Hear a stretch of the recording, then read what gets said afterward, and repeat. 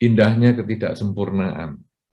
Ini memang satu tema yang sangat menarik, karena seperti yang disampaikan oleh saudara moderator tadi, bahwa kita sering berharap segala sesuatu itu sempurna, indah. Padahal kita dari kecil sudah mengetahui bahwa ada pepatah yang selalu diulang setiap kali membaca kata pengantar buku dan lain sebagainya. Kalau dulu saya kan masih banyak membaca buku yang langsung ya, bukan e-book seperti hari ini. Itu biasanya kalau di kata pengantar selalu tertulis tiada gading yang tak retak. Nah, jadi selalu dikatakan gitu, karena itu jika buku ini ada kekurangan dan lain sebagainya, mohon dimaklumi. Jadi selalu disebutkan tidak ada gading yang tidak retak. Kenapa demikian? Karena gading itu dianggap mulus sekali. Gading dianggap tidak ada cacatnya sama sekali. Tapi nanti kalau kita lihat secara halus, ya akan kelihatan ada retak-retak yang sangat kecil, yang mungkin kadang malah tidak tampak secara fisik, harus dilihat dengan kaca pembesar dan lain sebagainya. Nah, jadi sebetulnya kita sudah selalu diingatkan akan ketidaksempurnaan tadi. Hanya saja kita kadang melihat kalau orang lain tidak sempurna itu biasa. Tapi kalau diri sendiri yang dikatakan tidak sempurna, nah ini jadi masalah. Ini tadi mungkin seperti yang Saudara Yogi sampaikan, kadang-kadang dalam rumah tangga kok bisa jadi ada perpisahan, kenapa? Nah itu dimulai kadang dengan hal-hal yang baik sekali. Misalnya dalam satu ketika ada ulang tahun pernikahan. Jadi mungkin ulang tahun pernikahan ke-10 atau ke-15, kemudian suami istri itu berhadapan. Dan kemudian salah satu menyampaikan, kita ini sudah 15 tahun menikah, kira-kira kekurangan apa ya yang mungkin saya pernah lakukan, baik dengan perilaku badan maupun ucapan atau yang lain, tolong disampaikan. Karena ini nanti kesempatan saya untuk memperbaiki diri. Nah, itu diawali dengan begitu. Kemudian pasangan hidupnya menyampaikan, sebetulnya sudah lama saya mau mengatakan ini, tapi karena saya ya sungkan, jadi saya tidak mau ngomong bahwa kamu itu kalau ngomong bisa nggak usah keras-keras. Kita kan ngomong duduknya jaraknya dekat seperti ini. Kamu kalau ngomong kok seperti di lapangan bola, teriak-teriak, kuping saya ini terlalu sensitif. Cuma saya kalau mau ngomong begitu kan ya nggak enak. Itu bahasanya sudah sederhana sekali, enak sekali. Tapi begitu pasangannya mendengar itu, langsung dia protes.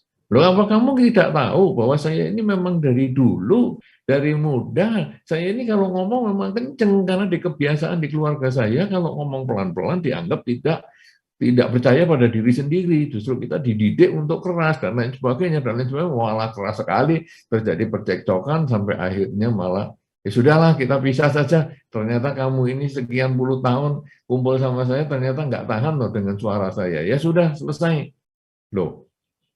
Jadi tadi ulang tahun pernikahan yang demikian baik, demikian damai, kemudian dia sendiri yang membuka, kalau ada kekurangan tolong dikritik ya. Sudah dikritik juga baik-baik, tapi ternyata dia tidak siap menerima kenyataan. Dan akhirnya dia malah marah-marah. Coba saudara, ini orang melihat ketidaksempurnaan, tetapi tidak bisa menerima kenyataan. Nah, tema kita sekarang, indahnya ketidaksempurnaan. Artinya, kita harus bisa melihat keindahan, hikmah, ataupun nilai lebih dari ketidaksempurnaan itu.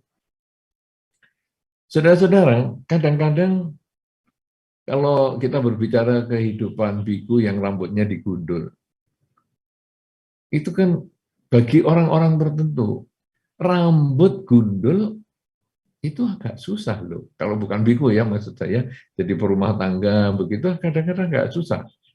Bahkan rambut rontok tipis saja sudah gelisah. Nah, sehingga orang kadang membuli biku kan dengan gundul, botak, apa dan lain sebagainya. Orang menganggap gundul itu adalah kekurangan. Padahal bagi saya, minimal bagi saya kalau saya merasakan bahwa kegundulan ini, kebotakan ini adalah bagian dari keindahan. Kenapa? Karena saya melihat nilai-nilai lebih dari gundul yang saya miliki. Tanpa rambut ini ada nilai lebih, yaitu saya tidak perlu bersisir, saya tidak perlu bercermin, sehingga saya merasa hidup saya menjadi lebih praktis. Saya mau pergi kemana-mana, misalnya naik mobil, aduh di dalam mobil kok panas sekali, gerah ya, saya buka jendela, saya duduk di pinggir jendela dengan jendela dibuka dan mobil kencang, rambut saya biasa-biasa saja. Dan ini menjadi nilai lebih dibandingkan dengan orang-orang yang rambutnya panjang dan lain sebagainya. Wah, kena angin sudah nyisir-nyisir dan luar biasa.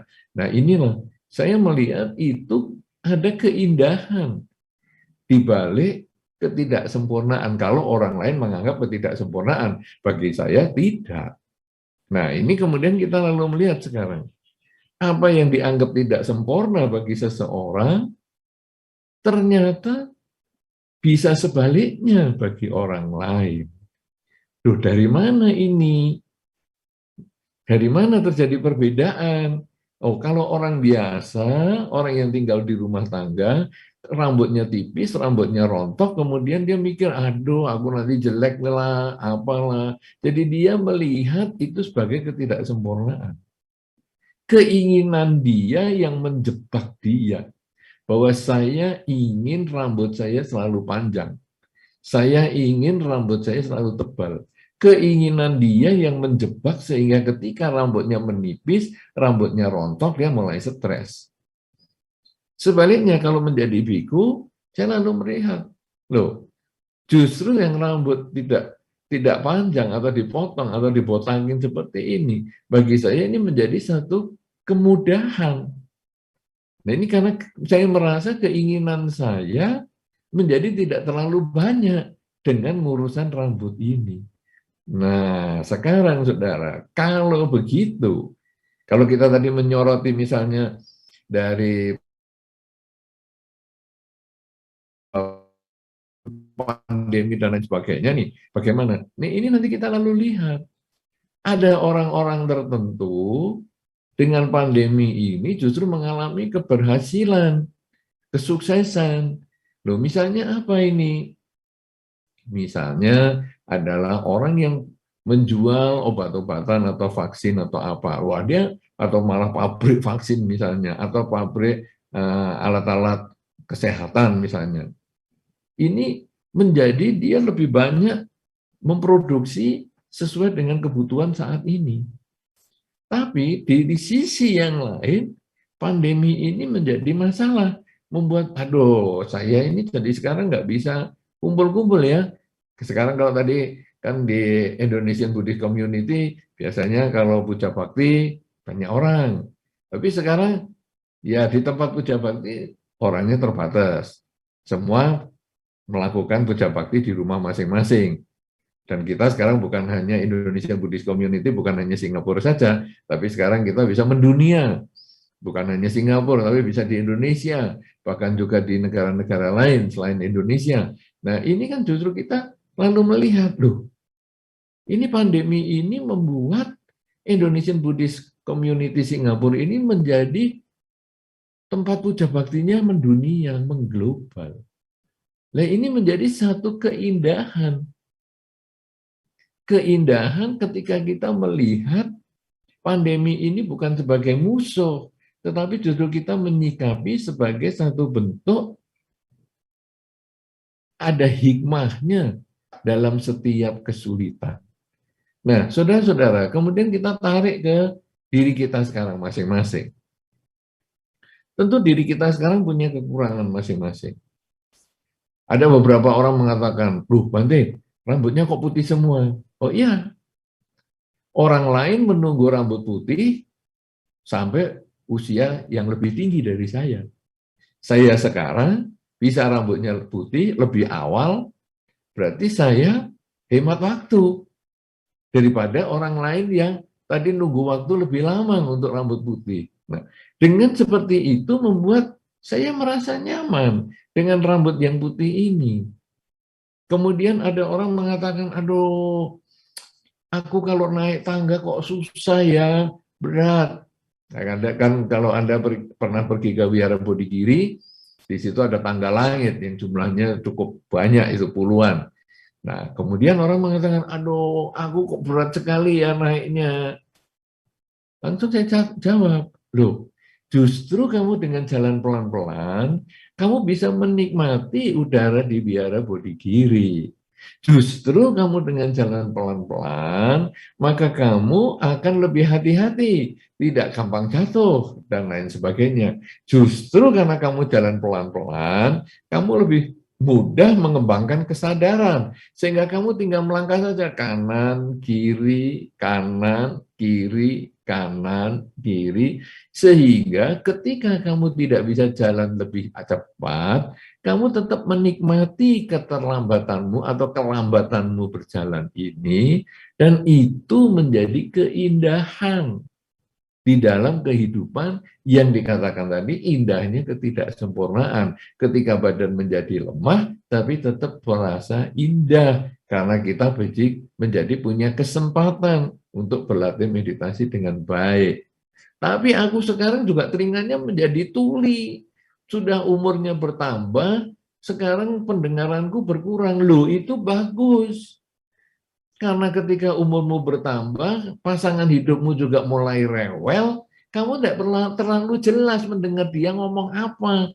Dan itu membuat kamu nyaman. Coba kalau kamu dulu setajam waktu kamu masih muda, wah, kamu kena pasangan hidupmu yang rewel, langsung telinga tegak. Tapi sekarang, oh iya, ngomong apa kamu? Aku nggak begitu denger. Nah kan jadi nyaman. Ini indahnya ketidaksempurnaan. Kemudian ada orang juga mengatakan, ketika ulang tahun yang ke-50 pernikahan, dia mengatakan, menurut kamu, nah ini biasanya perempuan itu waktu itu yang bertanya adalah yang wanita, dia mengatakan, menurut kamu dengan ulang tahun yang ke-50 perkawinan kita ini, apakah aku masih cantik? Wanita itu paling suka tanya ini, saya sampai heran juga, mesti tanya, apakah aku masih cantik? Langsung suaminya menjawab, menurut aku, kamu masih cantik. Lu kok bisa? Karena aku sudah agak katarak. Aku sudah nggak begitu lihat jelas.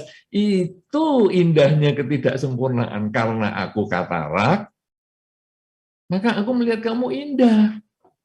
Nah, dengan cara seperti ini sebetulnya kita lalu melihat bahwa telinga tidak mendengar, atau tubuh menjadi lemah, ataupun mata menjadi kurang tajam, atau rambut menjadi putih, atau pandemi, atau yang lain-lain, sebetulnya itu semua netral. Tidak ada nilai kurang, tidak ada nilai lebih, tidak ada sempurna dan tidak ada ketidaksempurnaan pada semua itu. Tetapi kita menempelkan nilai tidak sempurna ketika kita punya keinginan terhadap hal-hal yang sebetulnya netral tadi. Kita menganggap tidak sempurna karena keinginan kita tidak tercapai. Saya ingin telinga saya tajam, bisa masih mendengar, dan dengan frekuensi yang rendah pun saya bisa mendengar. Kenyataan seumur makin bertambah, frekuensi rendah semakin lepas, tidak terdengar. Nah, kita menganggap itu tidak sempurna. Kemudian saya ingin mata tetap tajam, seperti waktu dulu masih muda, tapi umur bertambah, kekuatan mata ini menjadi lemah. Nah, kemudian kita masih ingin matanya seperti dulu. Karena sudah menjadi lemah, kita menganggap itu tidak sempurna. Saya ingin rambut saya hitam terus seperti waktu masih remaja. Tetapi kenyataan tidak bisa. Lalu saya menganggap itu menjadi tidak sempurna. Padahal semua itu netral. Nah, jadi saudara-saudara, sekarang kita harus memahami bahwa yang membuat tidak sempurna adalah keinginan kita sendiri. Yang membuat tidak sempurna adalah pikiran kita sendiri. Oleh karena itu, yang membuat indah juga harus dari pikiran kita sendiri. Tidak mungkin yang membuat tidak sempurna itu diri kita, yang suruh ngomong indah adalah orang lain. Misalnya tadi, loh, rambutmu kok sudah putih? Iya, ini aku mainnya hitam seperti waktu remaja. Kemudian orang lain mengatakan, ya anggap aja hitam. Ya nggak bisa, ini sudah putih, ya bagaimana dianggap hitam. Nah akhirnya karena orang lain yang memberi masukan, kita biasanya memproteksi diri, kita menolak, kita tidak mau. Karena kita yang menganggap rambut putih tidak sempurna.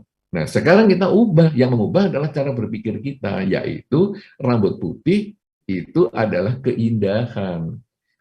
Bahwa orang lain rambut putihnya nunggu lebih tua, saya menjadi lebih cepat. Dan ada satu kata-kata juga yang umum sekali di masyarakat di Indonesia, dikatakan orang yang rambutnya putih itu berarti sudah meninggalkan dunia hitam untuk masuk ke dunia putih, menjadi orang yang menjadi lebih baik. Nah, saudara-saudara, kalau begitu, indahnya ketidaksempurnaan itu sebetulnya kita melihat dari telapak tangan ini dari sisi yang berbeda. Jadi saudara, kita sekarang belajar melihat telapak tangan kita ini kan ada dua warna. Ada satu warna gelap, ada satu yang warna terang. Ketika Anda melihat di dunia ini ada warna terang, Anda ingatlah ada kegelapan di baliknya. Sebaliknya, ketika Anda melihat ada kegelapan, maka ingatlah sebaliknya ada yang terang. Apa ini maksudnya? Ketika kita hidup di dalam kebahagiaan, kita bahagia, usahanya lancar, rumah tangganya harmonis, dan lain sebagainya, ingat, sebetulnya kita masih ada kekurangan. Buktinya apa? Nah, saudara-saudara, ada satu orang ataupun satu keluarga yang rumah tangganya harmonis. Pasangan hidupnya damai, anak-anaknya baik-baik, ini keluarganya harmonis. Katakanlah ini keluarga si A. Dalam proses perjalanan hidup keluarga A yang harmonis dan bahagia ini, satu ketika mereka mengatakan, sebetulnya dalam hidup ini, yang enak adalah keluarga B. Kita keluarga A ini memang harmonis. Ya, anak-anak baik. Tapi keluarga B ini lebih baik lagi. Kenapa? Dia kaya. Jadi, dia bisa tiap hari makannya enak-enak, bisa membelikan untuk keluarganya yang bagus-bagus, ada masa-masa liburan dia ke luar negeri, jalan-jalan, bisa membeli barang-barang yang bagus, sedangkan kita ya, karena keterbatasan ekonomi, kita ya semampu kita beginilah, makan ya secukupnya, kita ke luar negeri ya beberapa tahun sekali, dan lain sebagainya. Nah, jadi si B ini kita anggap kaya. Kenapa? Karena dari keluarga si A, uang tidak dimiliki, dan si B punya uang. Tapi ternyata kalau kita melihat lebih dekat dengan keluarga si B ini protes juga dengan si C, keluarga C. Si B mengatakan, memang keluarga kita ini kaya, apa saja kita bisa dapatkan, apa saja kita bisa peroleh, tapi kita ini sering sakit. Kita ke luar negeri itu karena kita sering berobat. Orang menganggap kita jalan-jalan ke luar negeri, tapi padahal kita berobat. Memang kita punya uang untuk berobat, tapi kita sakit-sakitan. Kita secara umum ya, kan rumah sakit sekarang kan bagus-bagus nih, kalau kita ya lihat ya rumah sakit di mana-mana, hampir di banyak tempat rumah sakit kan indah-indah, bagus-bagus kayak hotel-hotel. Tapi coba kalau kita berkunjung ke situ, kemudian kita ditanya, mau nggak tinggal sini? Ya kita pasti nggak mau. Berapa kali saya kalau membacakan parita untuk orang sakit ke rumah sakit yang bagus juga ditanya gitu. Kan saya sudah ngomong, rumah sakitnya kok bagus sekali. Enak ya tinggal di sini ya, rumah sakitnya bagus. Berarti mau tinggal sini. Oh ya enggak. Nah, kenapa? Karena rumah sakit bagus adalah tempatnya orang sakit. Nah, demikian pula dengan si B ini. Dia mengatakan kita kaya, tapi ini kita hidupnya dari A ke rumah sakit B, ke rumah sakit C, terus begitu saja. Saya lebih senang keluarga C. C itu sehat. Duit tidak banyak, C sehat. Jadi, saya lebih senang kalau seperti keluarga C. Nah, jadi Anda lihat ini mulai muter sekarang, mulai bergeser. Jadi karena si B ini cuma punya duit, yang tadi diirikan oleh si A, maka dia menganggap dia lebih iri dengan si C, yang walaupun tidak punya duit, tapi rumah tangganya sehat-sehat. Tidak seperti mereka yang sakit-sakitan. Tapi ketika kita lihat lebih dekat lagi, si C ini ternyata iri dengan si A. Memang keluarga saya, si C mengatakan begitu, keluarga saya ini memang sehat. Tapi karena sehat, kita banyak bertempur dalam keluarga. Karena kelebihan energi, suka maki-maki, dan lain sebagainya. Tidak kayak keluarga si A ini loh. Keluarga si A ini harmonis. Aduh, suami istri jalan kemana-mana, selalu nggak ada perdebatan, tidak ada argumentasi, tidak ada suara yang keras, anak-anaknya juga baik-baik semua. Coba kita lalu lihat A, B, C ini. Si A iri dengan kekayaannya si B. Si B iri dengan kesehatannya si C. Tapi si C iri dengan keharmonisan rumah tangganya si A. Artinya apa, saudara? Apa yang kita menganggap tidak sempurna itu hanya karena kita merasa tidak cukup keinginan kita terpuaskan. Kalau begitu, kuncinya untuk melihat keindahan atas ketidaksempurnaan yang kita anggap sendiri itu tadi adalah di diri kita sendiri. Jadi di sini si A ini yang keluarganya sudah harmonis tapi tidak punya uang, dia akan menganggap indah adalah ketika dia mensyukuri apa yang dia miliki dan tidak menyesali apa yang dia belum miliki. Mensyukuri apa yang dia sudah miliki, tapi tidak menyesali apa yang belum dia miliki. Artinya, mungkin yang belum dia miliki itu, kalau dia perjuangkan, di masa depan satu ketika mungkin akan dimiliki. Tapi kalaupun tidak dimiliki, toh sekarang dia masih memiliki sesuatu. Jadi si A ini bersyukurlah bahwa rumah tangganya dia harmonis. Dia memang belum memiliki kekayaan, tapi sekarang dia harus bersyukur dulu, kemudian dia berjuang, berusaha untuk mendapatkan penghasilan yang lebih. Tapi kalau seandainya tidak mendapatkan yang lebih pun, dia sudah memiliki rumah tangga yang bahagia, harmonis. Si B ini sudah memiliki materi.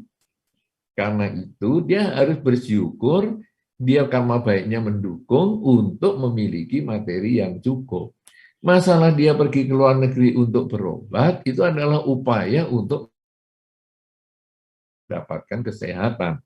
Jika masih belum dimiliki kesehatannya, tidak masalah, dia bisa usaha terus. Tapi tidak usah mengisi hidupnya ini dengan kekecewaan. Duh, aku kok nggak sehat-sehat ya.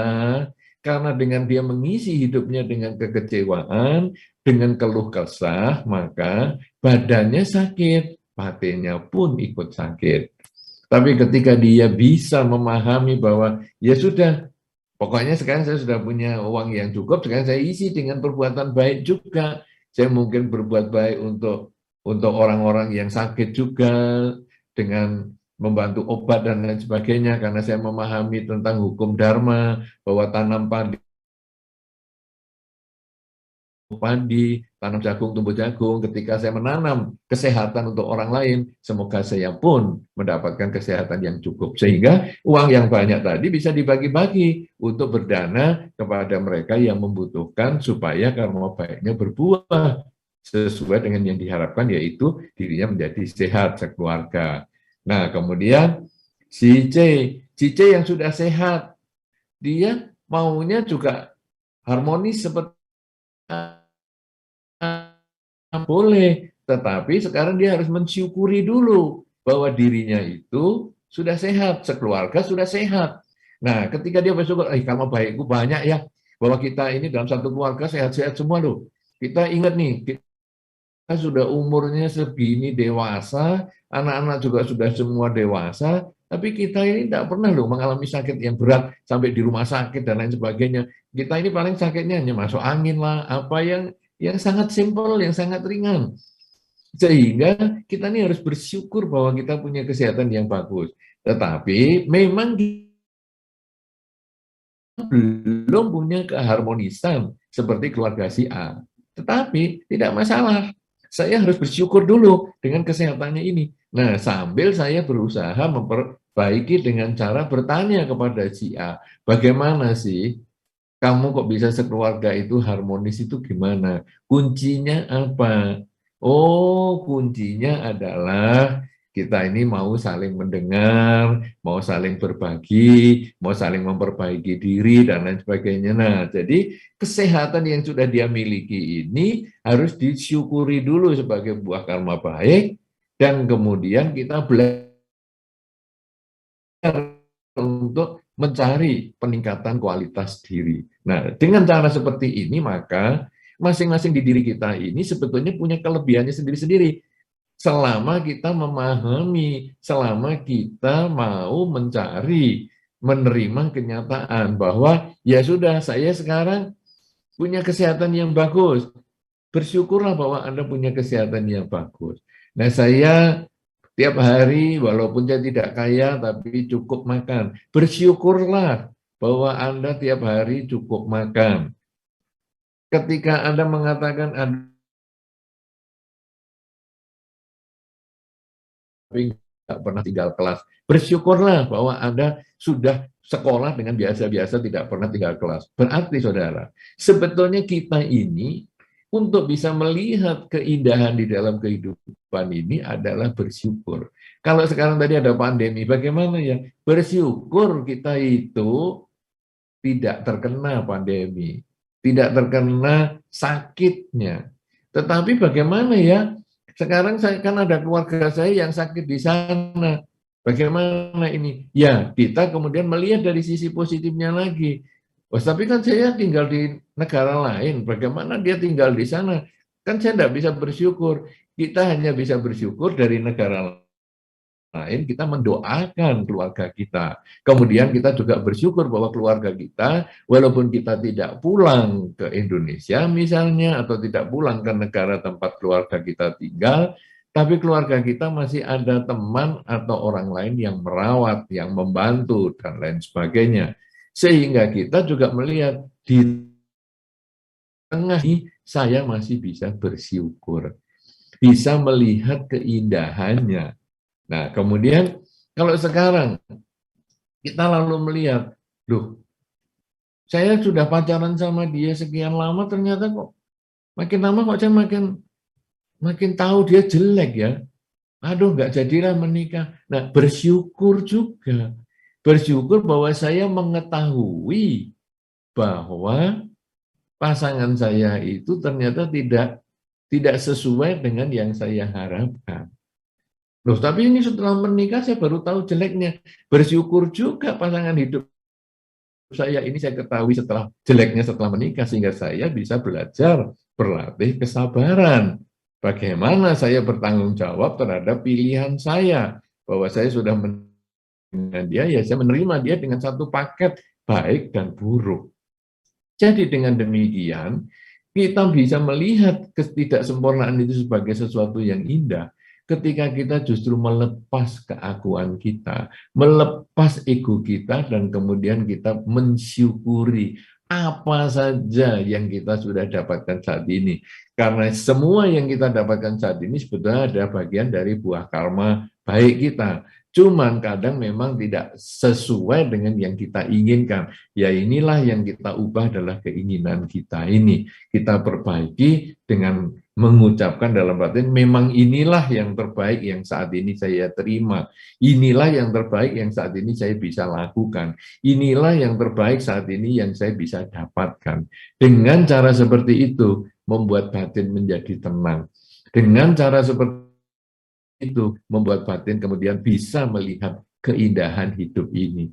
Kalau di dalam orang-orang mengatakan bahwa ketika hujan lebat pun, seseorang juga bisa menyembunyikan air matanya. Nah, itu kan ada satu kata-kata seperti itu. Aku paling senang menangis itu kalau di tengah hujan lebat. Kenapa? Karena disitulah aku bisa menyembunyikan air mataku. Artinya apa, saudara? Bahwa hujan lebat apapun juga itu juga ada indahnya. Bisa untuk memberikan manfaat kepada kita.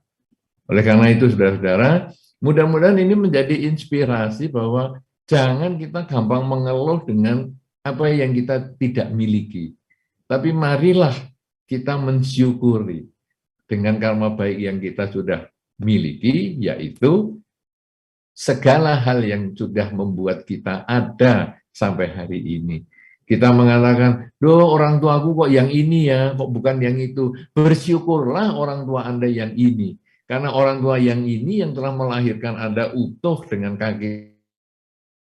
Orang tua yang inilah yang membuat Anda bisa berpikir seperti hari ini. Bersyukurlah seperti itu. Karena ketika mungkin kita dilahirkan, kondisi kita juga tidak sama. Bisa lebih baik mungkin harapan kita, tapi juga kemungkinan lebih buruk. Kenyataannya sekarang kita sudah seperti ini. Loh, kalau aku sekarang kenyataannya saya lahir nggak bisa jalan. Bersyukurlah ketika kamu walaupun nggak bisa jalan, kamu masih bisa melakukan sesuatu yang lain. Karena kalau kita melihat ada satu motivator dunia yang kakinya saja tidak ada, tangannya juga tidak ada, tapi dia bisa menjadi motivator di dunia. Ya, itu kalau nggak salah si Nick atau siapa namanya. Itu kan luar biasa sekali. Dia mensyukuri kekurangannya ini dan dia justru menjadikan kekurangannya ini sebagai satu kelebihan untuk membuat dia diterima di seluruh masyarakat, kelompok-kelompok masyarakat, dan dia menjadi motivator yang hebat. Karena itu saudara-saudara, tangan kita masih lengkap, kaki kita masih lengkap, cara berpikir kita masih oke. Kenapa kita harus selalu menyesali ketidakadaan kita? Marilah kita mensyukuri yang kita ada dengan melakukan pelepasan keakuan. Dan di dalam Dharma sebetulnya pelepasan keakuan ini, ego ini sebetulnya itu dia yang dilatih, yaitu dengan kerelaan, merelakan keakuan kita dan melihat memang inilah yang saya dapatkan, memang inilah yang saya miliki. Kalau kita mau meningkatkan, kita mulai dengan sedikit demi sedikit, pelan-pelan kita tingkatkan dari yang kita miliki saat ini untuk kita perbaiki. Kalau kekayaan yang kita miliki saat ini, maka kita bersyukur dulu dengan yang kita miliki dan kemudian kita meningkatkan kerja kita supaya kita menjadi lebih banyak lagi di masa depan. Sebaliknya kalau kita merasa kekurangan di dalam cara berpikir kita, bersyukurlah dulu bahwa kita masih bisa berpikir, kemudian kita pelan-pelan memperbaiki dengan berbagai macam sistem untuk kita meningkatkan kecerdasan maupun intelektual kita. Demikian pula dengan yang lain-lain. Kok saya temannya sedikit, tidak apa-apa, teman sedikit ini kita terima dulu sebagai kenyataan, dan mulai dari teman sedikit ini kita pelan-pelan belajar berkomunikasi dengan baik, kita menghargai yang sedikit ini, kemudian kita belajar meningkatkan lagi. Coba kamu kenalkan dengan temanmu yang lain, supaya kita jadi lebih besar grup kita dan lain sebagainya. Itulah yang nanti membuat kita menjadi teman pun menjadi banyak. Kita mulai dari situ sampai nanti kita belajar terus kita tingkatkan untuk menuju ke kondisi yang lebih baik, untuk melihat ketidaksempurnaan itu sebetulnya buatan sendiri dan keindahan itu pun hasil ciptaan pikiran kita sendiri. Kita mengendalikan diri kita untuk menciptakan keindahan di dalam ketidaksempurnaan. Terima kasih, saya kembalikan kepada saudara moderator, yaitu saudara Yogi. Silakan.